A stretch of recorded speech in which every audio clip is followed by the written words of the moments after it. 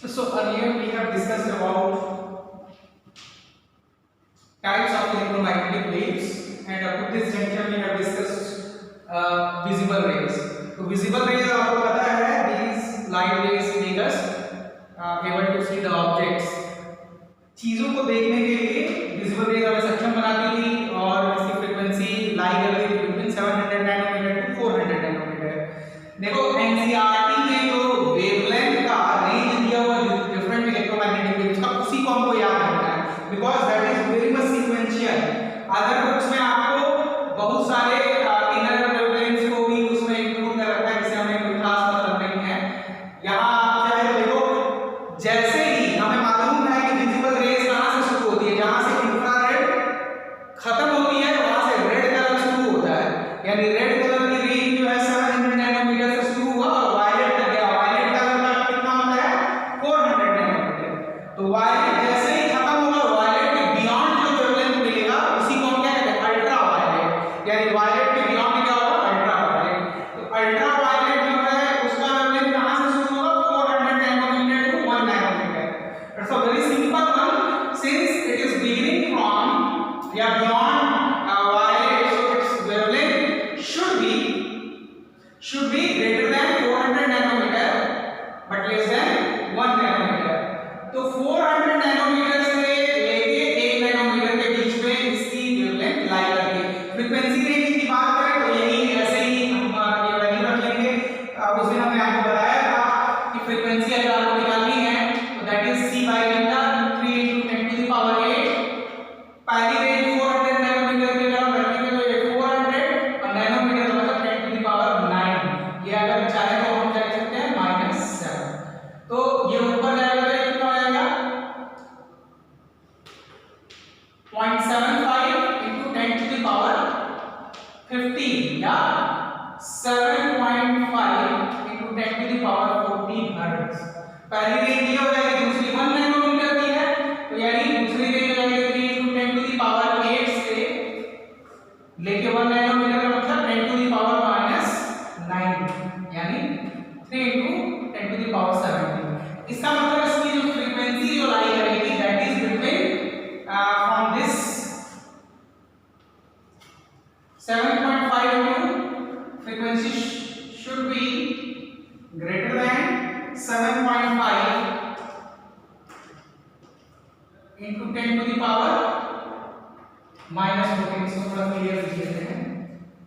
7.5 into 10 to the power -14 hertz to 3 into 10 to the power 17. तो ये चीज का केवल आपको याद क्या करना है, वेवलेंथ याद रखना है. फ्रीक्वेंसी आपको इस फॉर्मूले से अपने वो वैल्यू आप निकाल सकते हैं आराम से, उसमें कोई दिक्कत नहीं है.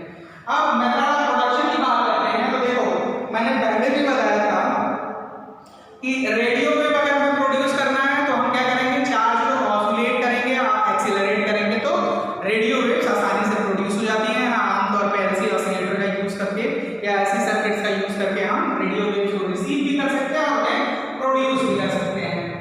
तो उसके बाद रेडियो वेव के बाद हमने माइक्रोवेव के बारे में पढ़ा था.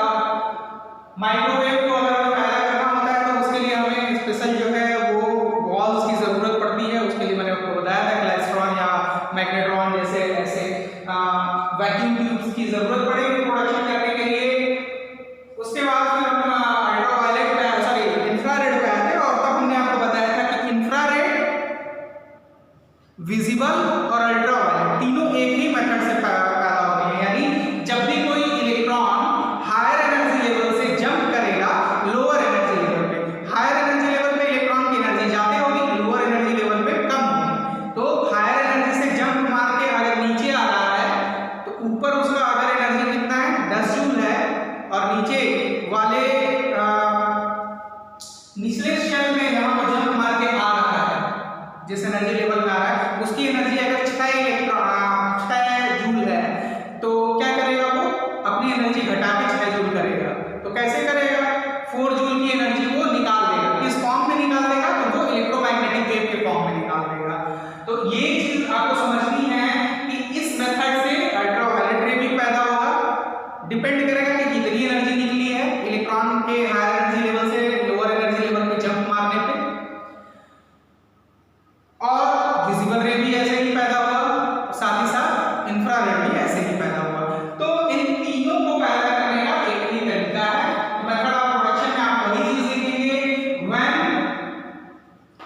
Electron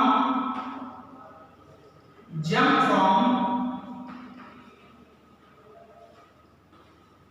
higher energy level to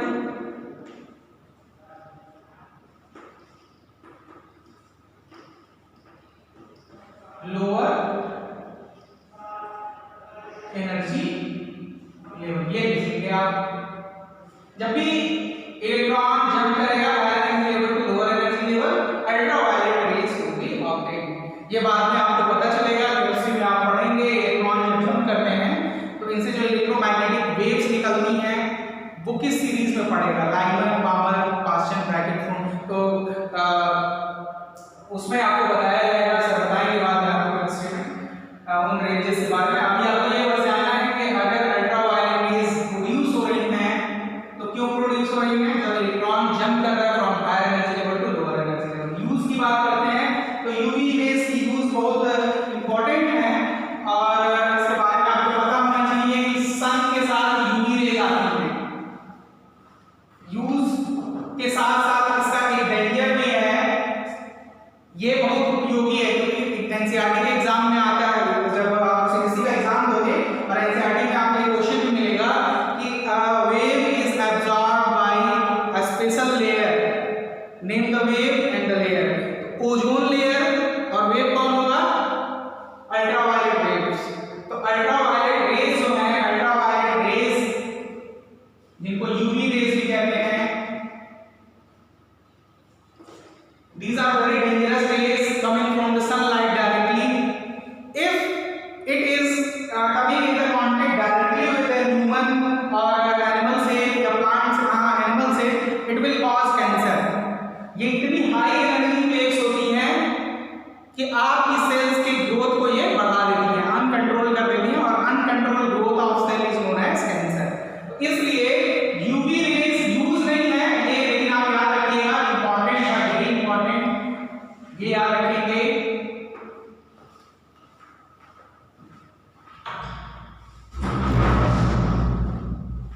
ये याद रखना है आपको कि यूवी रेज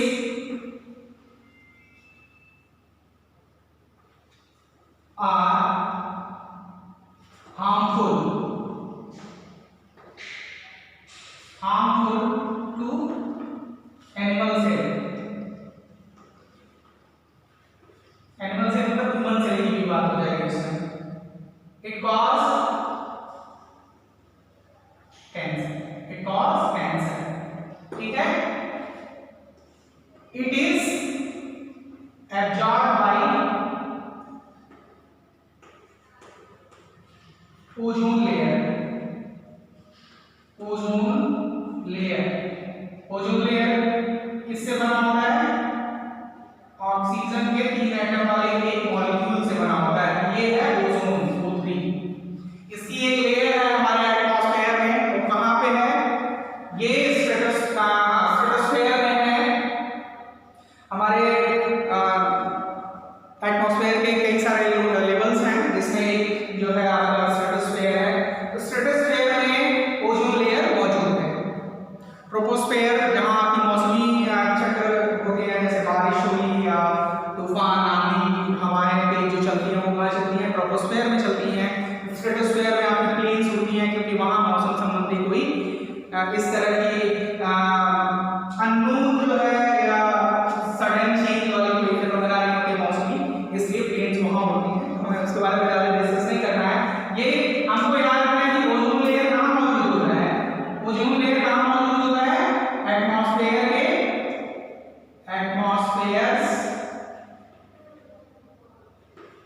स्ट्रेटोस्फेयर में।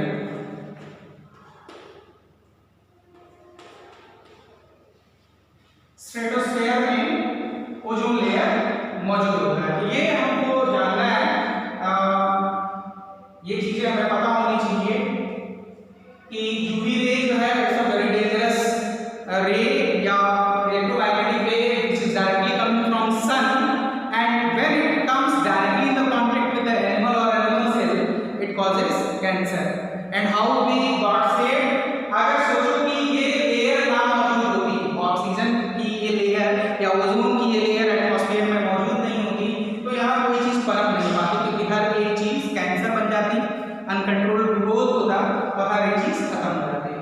तो ये जो ओजोन लेयर है एटमॉस्फेयर में कहाँ मौजूद है? स्ट्रेटोस्फेयर में। ठीक है, तो स्ट्रेटोस्फेयर में हमारा ओजोन लेयर है जो इन यूवी रेज को एब्जॉर्ब कर लेगा, जो डायरेक्टली सन रेज से आ रहे हैं। अब आगे हम इनके यूजेस की बात करते हैं। तो इंपॉर्टेंट क्वेश्चन आएगा डायरेक्ट इसमें, तो ये पॉइंट्स याद रखिएगा। अब यूज की बात करते हैं तो यूवी रेज का पहला यूज आप जानते हैं, हमारे का प्रचार देखते होंगे आप, कैंट आरओ का प्रचार आता है, उसमें दिखाता है कि कैंट आरओ में जो है यूवी टेक्निक का यूज किया जाता है, किस लिए? जर्म्स को मारने के लिए। आप जानते हैं ये बहुत ही हाई एनर्जी रे है, तो इसके कांटेक्ट में जो भी बैक्टीरिया और वायरस वगैरह आएंगे, इस तरह के डीएनए या इस तरह के सेल्स, उनको वो किल कर देगा, तुरंत मार देगा। तो यूवी रेज का पहला यूज आप यही याद रखिएगा, हमारे लिए को याद रखें कि यूवी रे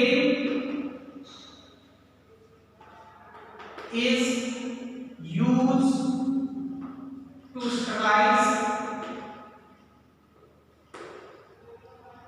water या प्यूरिफाई वाटर, ये भी लिख सकते हैं। दूसरा, जो सर्जिकल किट्स होती हैं, जैसे ऑपरेशन करने के लिए जो आप चाकू वगैरह यूज करते हैं, नाइफ्स और ब्लेड्स का यूज करते हैं, तो उनको पहले हम स्टरलाइज करते हैं यूवी रेज, ताकि उसमें क्योंकि आपके बॉडी के अंदर जा रहा है तो उसके ऊपर कोई जर्म और बैक्टीरिया उनको मर रहे हैं। To sterilise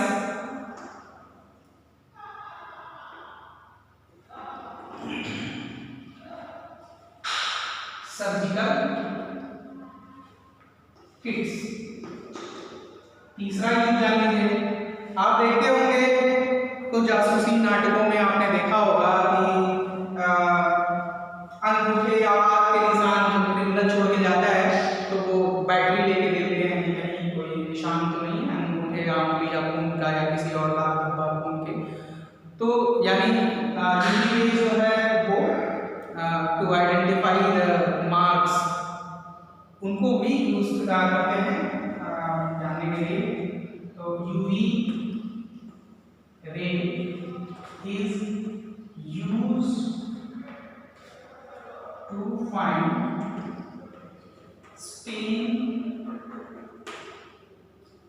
of blood। ठीक है।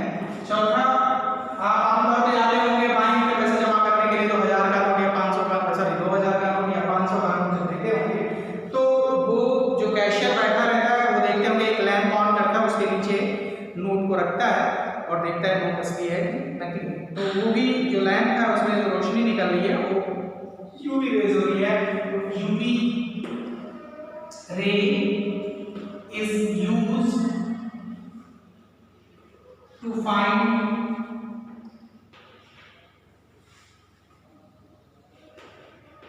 The fake currency, fake currency.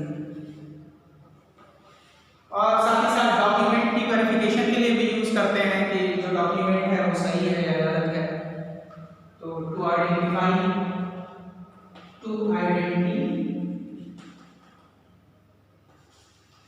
Forge documents, फर्जी डॉक्यूमेंट्स को पहचानने के लिए भी इसका यूज करते हैं। तो और भी बहुत सारे यूज हैं, आप पढ़ लीजिएगा जो इंपॉर्टेंट यूजेस थी। We have covered of UV rays. तो यूवी रे हमने पहले वेवलेंथ की बात की, कहां खत्म हुआ था? वायलेट पे खत्म हुआ था। वायलेट खत्म हुआ था 400 नैनोमीटर पे। 400 नैनोमीटर के बाद क्या शुरू होगा? Ultraviolet. और कहां तक शुरू होगा? 1 नैनोमीटर तक। फ्रीक्वेंसी हमने निकाल के रखी है। मेथड ऑफ प्रोडक्शन आप जानते हैं, विजिबल रे के इधर भी है और विजिबल रे के उधर भी है, इंक्लूडिंग विजिबल। ये तीनों के तीनों का प्रोड्यूस करने का एक ही तरीका है, electron jump from higher energy level to lower energy level. Uses में हमने आपको बता दिया क्या इसके हार्मफुल इफेक्ट हैं, उसको भी बता दिया, कौन हमें प्रोटेक्ट करता है उसको भी बता दिया। आज देखिए अभी हाल ही में एक बिल पास हुआ है, वो आपको जानना चाहिए कि ये बिल है एनवायरमेंटल प्रोटेक्शन के लिए, और हमारी गवर्नमेंट कितनी सिंसियर है हमारे एनवायरमेंट के लिए, उसको पढ़ के आप जान सकते हैं।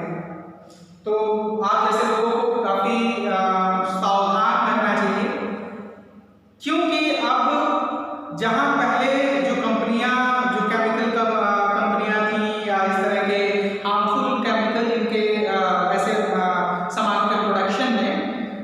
जो कंपनियां इन्वॉल्व थी जिसमें हार्मफुल केमिकल का यूज होता था, अब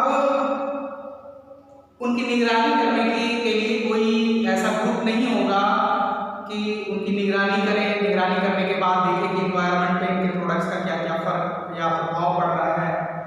पहले उन्हें लाइसेंस दे दिया जाएगा, वो अपना प्रोडक्शन शुरू कर देंगे, बाद में उनको लाइसेंसिंग या इस तरह के किसी चेकआउट से गुजरना होगा। तो अब स्थिति हम लोगों के लिए खतरे वाली हो चुकी है, थोड़ा सावधान होना चाहिए, हमें जानना चाहिए कि हमारे साथ क्या हो रहा है। हमने जिनका चुनाव किया है लोग या पॉलिसी मेकर्स जो है इस तरह की पॉलिसीज बना रहे हैं, they are not going to bother about your generation, coming generation, not bothering about their current generation. तो आप सोचिए, थोड़ा पढ़िए और जानिए।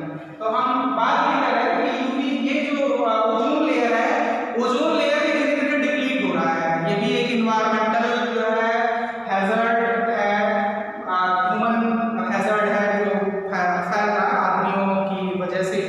हमारा जो ओवर प्रोडक्शन है चीज़ों का, और ये ख्याल ना रखना कि हम जो उनको प्रोड्यूस कर रहे हैं तो इन्वायरमेंट पे क्या प्रभाव पड़ रहा है। इसकी वजह से जो O3 लेयर थी ना, ये ozone layer that is going to be depleted. और मेनली ये ओजोन लेयर डिप्लीट किसकी वजह से होता है? क्लोरोफ्लोरोकार्बन की वजह से, CFC। Ozone is depleted by CFC। C stand for carbon, F stand for C stand for chloro, F stand for chloro and C stand for carbon, chlorofluorocarbon. Generally chlorofluorocarbon आपको freezes में, बड़े बड़े जो freeze होते हैं, freezers जो जिसको आप कोल्ड स्टोरेज कहते हैं, आपके घर वाले फ्रीज में नहीं, उसमें तो जनरली अमोनिया यूज होता है जिसको फ्रीऑन भी कहते हैं। यहाँ CFC का यूज होता है। जो बड़े बड़े जो आपके मॉल्स हैं या जो बड़े बड़े कूलिंग हाउसेस होते हैं, जिनका जहाँ पे आप आलू वालू या सब्जियाँ जो है बचा के रखते हैं, तो ऐसे बड़े बड़े फ्रीजिंग कैबिनेट्स में जो गैस यूज होती है वो होती है CFC, chlorofluorocarbon. And this is very hazardous. Why? Because it depleted oxygen O3 into O2 and nascent oxygen. अब क्या हो गया? अब ये ओजोन नहीं रह गया, ये तो ऑक्सीजन बन के उड़ जाएगा, ये nascent ऑक्सीजन तुरंत खत्म हो जाता है, कंबाइन कर जाता है, वो भी ऑक्सीजन मिल जाता है। तो this CFC is very dangerous and it is produced by the cooling instruments। जैसे आपकी फ्रिज है, वो CFC प्रोड्यूस करेगी, और जो आपके AC वगैरह लगे वो CFC प्रोड्यूस करेगी, और वो O3 को O2 और nascent ऑक्सीजन में चेंज करने का मतलब कुल मिला के ये है कि CFC ओजोन को खत्म करता है। और ओजोन खत्म होने का मतलब हुआ कि अल्ट्रावायलेट रेज सीधे हम तक आएगी, और अब तक अगर वो सीधे आती है तो कैंसर पैदा करती है। इसलिए ये यूवी रेज जो है आजकल बहुत चर्चा में है कि लोगों में कैंसर का खतरा बढ़ गया और कैंसर हो भी रहा है बहुत ज्यादा। चलिए आगे बढ़ते हैं, और अब हम डिस्कस करेंगे एक्सरे के बारे में। ना बहुत ही जटिल है क्योंकि हड्डियां चटक चुकी होंगी, तो इससे परिचित भी होंगे। चलिए अब आते हैं एक्सरे की तरफ। तो एक्सरे जो है आप देखो बहुत सीक्वेंस में है। एनसीईआरटी में जो पैटर्न है वो लगता है दैट इज वेरी सिमेट्रिकल वे। ये 400 नैनोमीटर से 1 नैनोमीटर पे इसका खत्म हो रहा है, अल्ट्रावायलेट जस्ट बाद एक्सरे शुरू हो रहा है। तो एक्सरे जो है वो कहां से शुरू होगा? 1 नैनोमीटर से, और कहां तक जाएगा? 10 टू द पावर -3 नैनोमीटर तक। फ्रीक्वेंसी रेंज की बात करें तो ये कहां से शुरू होगा? 10 टू द पावर 17 से लेके 3 into 10 to the power 20 hertz तक। इसको आप कैलकुलेट कर लीजिएगा। ये एक्सरे की रेंज है। मेथड ऑफ प्रोडक्शन बहुत इजी है। एक मेथड तो ये है जो लिखेंगे तो भी एक नंबर मिल जाएगा आपको, आधा नंबर मिल जाएगा। It is produced in X-ray tube. ये बोर्ड में लिख सकते हैं आप, लेकिन ये आपने जो होम एग्जामिनेशन में हुआ उसमें लिखा तो इसमें नंबर मैं नहीं दूंगा। ये बोर्ड में लिखेगा उसका नंबर मिल जाएगा आपको। यहां मैं नंबर दूंगा इसके व्हेन अ फास्ट मूविंग या when very fast moving high kinetic energy electron, when a high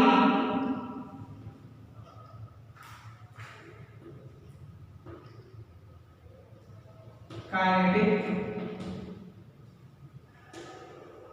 energy atom is suddenly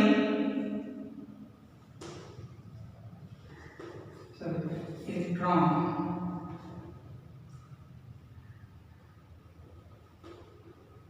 is suddenly stopped by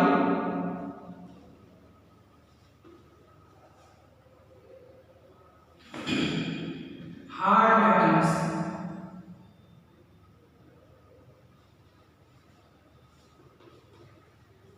like tungsten. W की रिप्रेजेंटेशन होता है टंगस्टन का, याद रखिएगा, लाइक टंगस्टन। तो अगर कोई फास्ट मूविंग इलेक्ट्रॉन है और उसको तुरंत से रोक देना, किससे? ऐसे एटम से जो बहुत ही हार्ड हो या बहुत ही स्ट्रांग हो, जैसे टंगस्टन, उससे अचानक से ये रुकेगा तो क्या होगा? सारी काइनेटिक एनर्जी चेंज हो जाएगी। किस फॉर्म में? इलेक्ट्रोमैग्नेटिक वेव के फॉर्म में चेंज हो जाएगी। इसका नाम हमने याद रखा है एक्सरे। एक्सरे प्रोड्यूस करने का तरीका क्या है?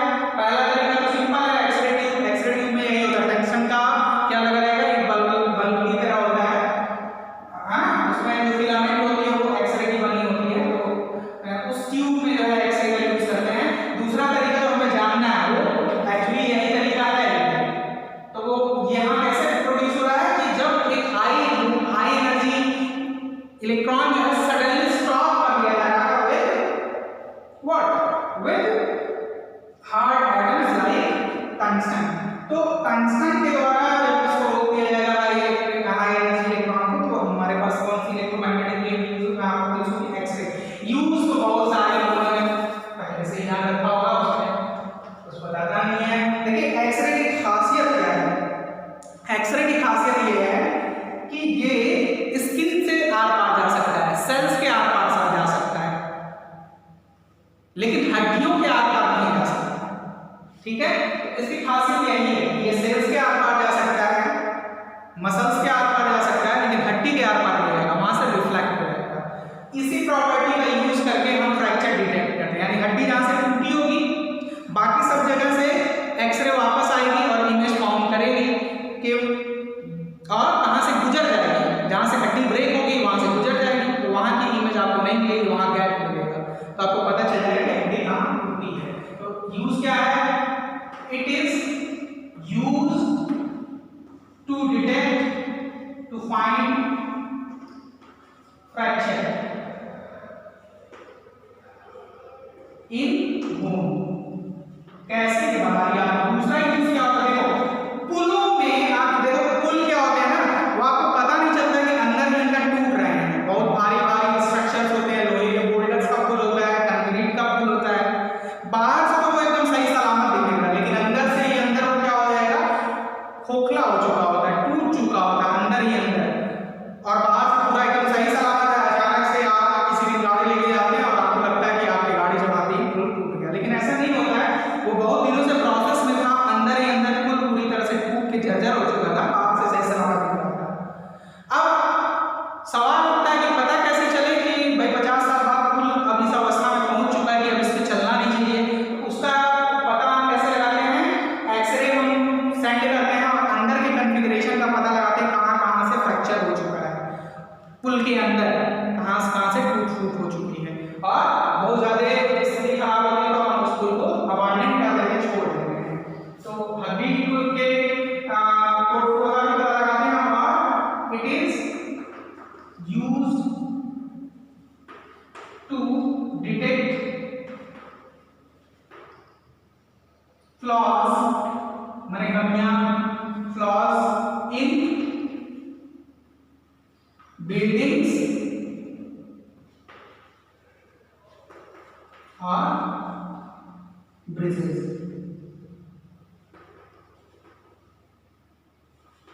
तो ये एक यूज होगा। तीसरा जो बहुत ही इंपॉर्टेंट यूज है, आपको केमिस्ट्री में पढ़ने के लिए मिलेगा, ब्रैग का एक क्वेश्चन मिलेगा बाद में एक्सपेरिमेंट, जिसमें एक्सरे का यूज जो है क्रिस्टल्स के सॉलिड क्रिस्टल स्ट्रक्चर को भी फाइंड करने के लिए यूज किया जाता है। तो ये भी याद रखिएगा, x ray find the structure of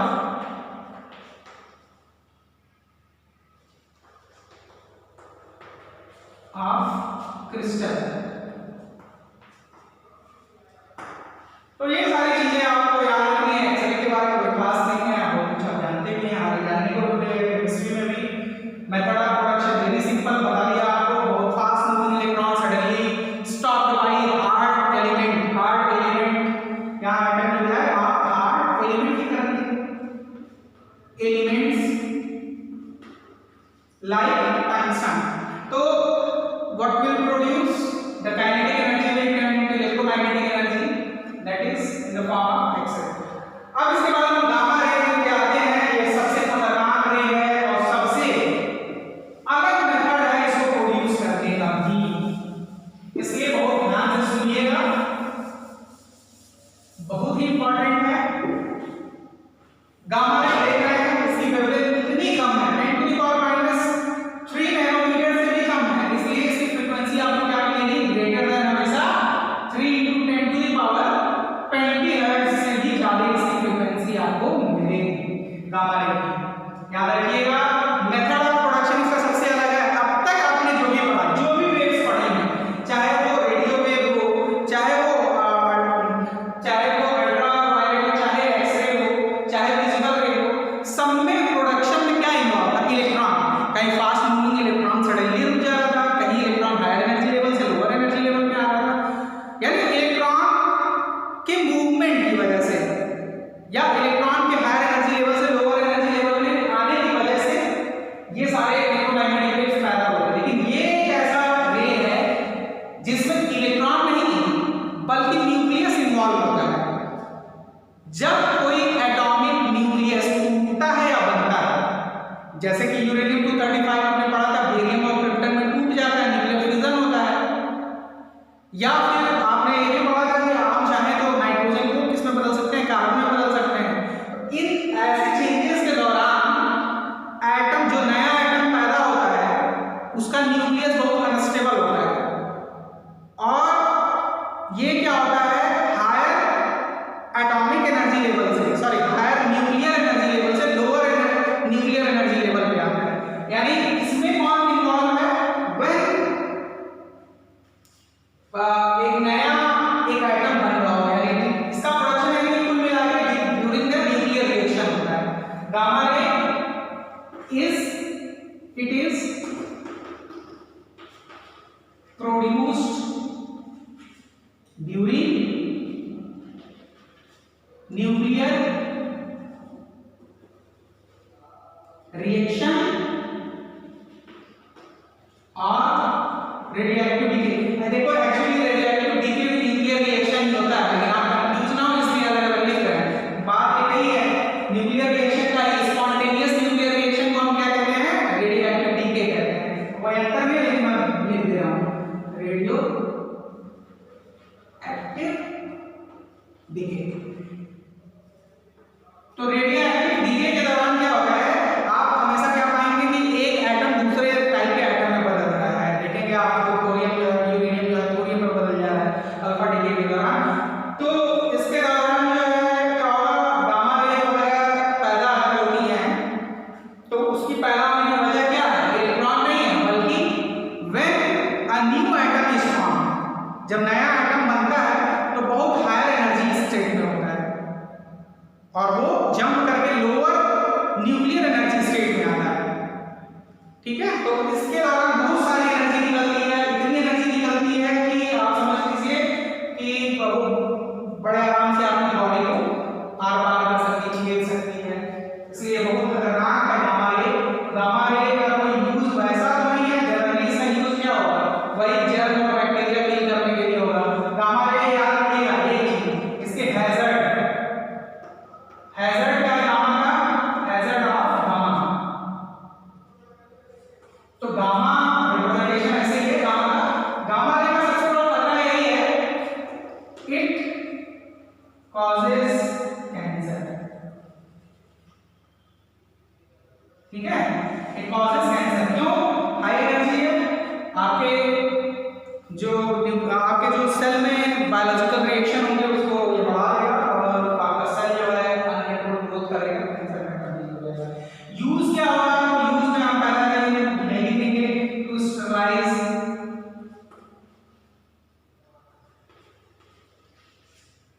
to stabilize surgical kits.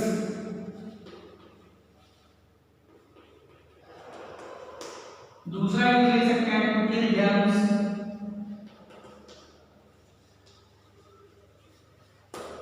है ना।